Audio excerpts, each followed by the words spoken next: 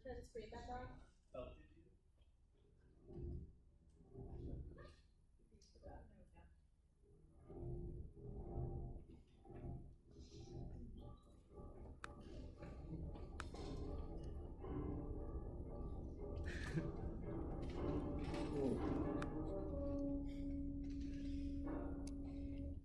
Okay, so I just hope that got your attention and gave you a cue of what my presentation is actually about.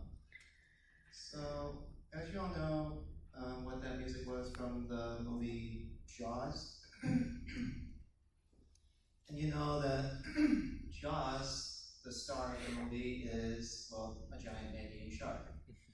And there are many species of sharks in the world. Some of the most popular ones are as you can see up there, the great white, the tiger shark, the hammerhead shark, oceanic white tips, blue sharks, mako sharks, and so forth. And of course, you cannot forget the lovable Bruce, Anchor, and Chum. And the thing that is a big problem right now is that shark populations are actually kind of on a lot of strain. A lot of shark species are either considered vulnerable or endangered. And the main reason for that is, of course, there's a lot of shark-made products. And seeing as this is my first Ross talk, I think I'll ease the tension a little and open up with a joke. But before the joke, I just want to emphasize this very scary fact, and that is that on average, about 12 humans get killed by sharks each year, and in contrast, about 11,000 sharks get killed by humans every hour. And that's kind of amazing how it seems like Hollywood loves to show sharks as just being those voracious man-eaters. And I've been doing some thinking, and I think that humans and sharks are actually quite similar. I mean, one is a merciless predator on top of the food chain that will stop at nothing to eat every fish in the ocean, and the other, the star of Jaws. But all joking aside, one of the most popular reasons, and probably the most well-known reason why so many shark populations are in danger is because of, well, shark fin soup. Has anyone here ever eaten shark fin soup? Don't be shy. I tried it once. And I just simply chose it because on the menu it sounded good and it was very expensive. And on average, if you go to a certain restaurant, it can go somewhere between $45 to $100 for a bowl of the soup. And when I tried it, the soup itself was, I thought, pretty tasty. But the biggest problem I had was the fin. Because the fin didn't taste like anything. It just had this weird, stringy, jelly-like texture to it. And I just felt like you could replace that with noodles and it would have been just completely fine. And I'm surprised that people are willing to kill sharks just to get their fins. So what I end up calling it, as you see in that picture there, is the rhino horn of the ocean, because you really don't need it, and you're killing them just to get a little piece of them. But the reason this food is just so popular, especially in China, it's because it originated in the Ming Dynasty of China. And shark fin soup, what ends up happening is you get a fin of the shark, then you have to skin it, bleach it out, dry it out. It's a long, elaborate process. And because of that, the food itself was reserved only for high prestige people or royal families. And essentially what ended up happening was once the capitalism market took over, if you had the mullahs and you could pay for it, you can get it. So it became a symbol of prestige and a way to celebrate your coming of age ceremonies, weddings, and anniversaries, and so forth. And this is actually a real big problem, not because when people get sharks, they don't just get the shark itself, but they just want the fin. So it's a very inhumane way to take sharks, because when you kill a shark or fin a shark, sharks are not like fish. They do not open and close their mouth to pump water through their gills to get their oxygen supply. They have to be constantly swimming. So when you cut a shark's fin off and you throw them back in, they can't swim straight, so they can't pump water through their gills, and then, well, they either suffocate, they bleed to death, or they just float there helplessly until some predator eats them or they drown. And if you actually go to China and one of the coastal cities like Hong Kong and so forth, if you like just pick a couple random buildings and go up to the roofs, odds are that is very common. Well, you'll just see a roof just full of thousands of shark fins just being sunned right up on the top of the buildings. And I got this video here that shows you just what shark finning is like.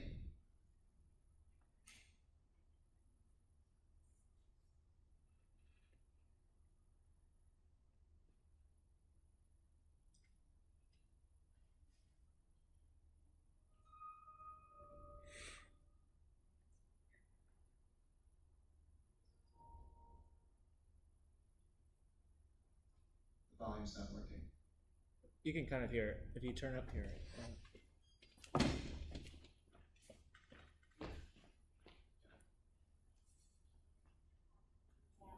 just use a little part of it. Rebecca Rutgery with Humane Society International says Asian countries and communities around the world who eat shark fin soup are driving demand.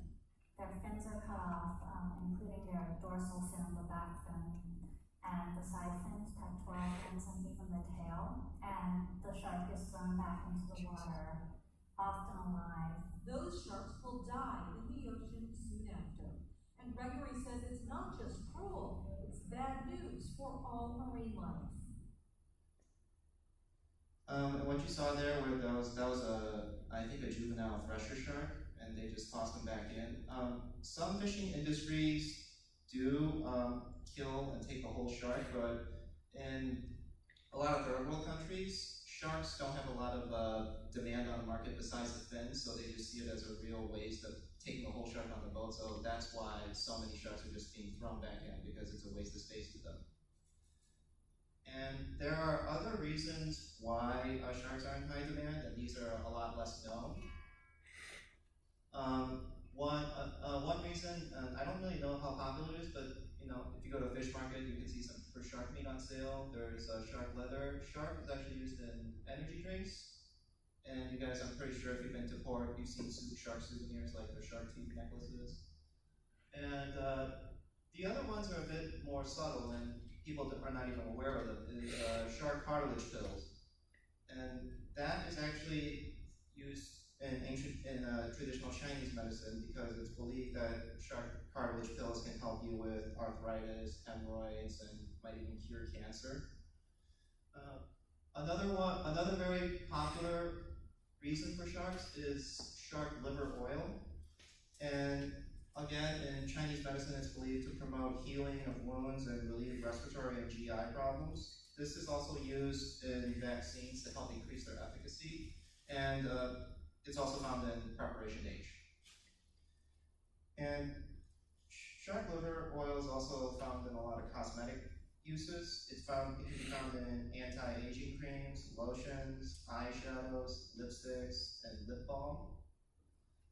And this one, as a veterinarian, is actually going to be very helpful to know, is that sharks are actually found in pet products. Some pet foods and like dog foods and cat foods actually carry some shark in there. And they also have, in pet stores, they have those joint supplementation. Sometimes it's just a pill full of shark cartilage. And there's actually, on the market now, there's actually shark cartilage bully sticks that are being sold. So why is this so important?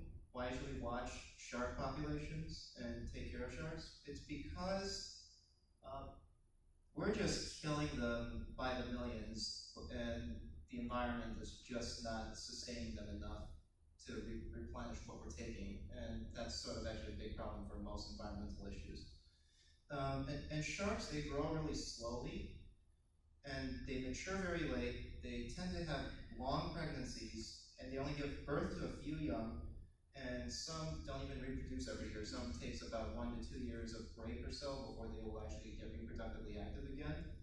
And all that adds up is, if you keep killing them and they're just not replenishing their population, eventually it's going to start dwindling down really quickly. Ecologically important, they're keystone species, like as you see the sea otter, the beaver, the wolf, and salmon. It means that they have a very important role in the environment. And one of the biggest roles that they do is they keep ocean populations in check. As they eat other fish and so on, they keep their populations from getting too high and causing disruption in the balance of the ecosystem. So if we just kept hunting sharks and then they just eventually go extinct, who knows, maybe the herring population won't get too large and they could just wreak havoc on the ecosystem, and that could be a huge loss of money for not just the ecosystem, but also for the fishing industry as well. And just in general, I really would discourage people from even attempting to eat sharks because it's really not a very healthy thing to do. There's actually been a research done where they tested if those shark cartilage pills actually has any health benefits, and at the end of the result, they found out that it's actually can lead to hypercalcemia because their cartilage is actually full of calcium. And another reason why you shouldn't eat, and this is a bit disgusting, is that sharks are osmoconformers, meaning they like to stay isotonic to the ocean. And the way they do that is they actually pump their bodies and fill it up with urea. And as you guys know, urea is a metabolic waste product that's found in your urine. So essentially what a shark is doing is loading itself up with pee to keep itself from drying out. And they also carry this other molecule called TMAO, that's trimethylamine oxide, and that is a product that you find in decaying plant and animal matter, and they also store that up in their bodies too. And if you've ever been near a rotting shark, it smells god-awful. In fact, if you were in a shark-infested water, sharks were circling you, and you just had a bag full of rotting shark and you just released it into the ocean, it would smell so bad the sharks would skedaddle and not come back for a very long time. It smells that bad. And the final reason this is probably a very important health issue, is that sharks have a high amounts of methylmercury in their system. And methylmercury is just found naturally in the environment, but also because of industrial pollution. And animals in the lower food chains, they all have a little bit of methylmercury. It's really small, you won't even notice it. But the problem is bigger fish will eat those animals, and in the rule of ecology, when you eat another organism, you only get 10% of their energy, so you got to eat a lot more of them to sustain your energy needs. And if you go up the food chain, well, you're just pretty much as you go up, because you're eating more of them, they're actually storing up more mercury. And sharks are tertiary predators, or top predators of the ecosystem, so they will load themselves up with this stuff. And if you're not careful and you eat too much shark, or any top ocean food chain predators, you can develop a serious case of methylmercury poisoning. So, I hope with this talk you've kind of got a basic understanding of why shark populations are under so much strain, what sharks are being used for, and what can happen to the ecosystem if they went extinct, and why it's just not a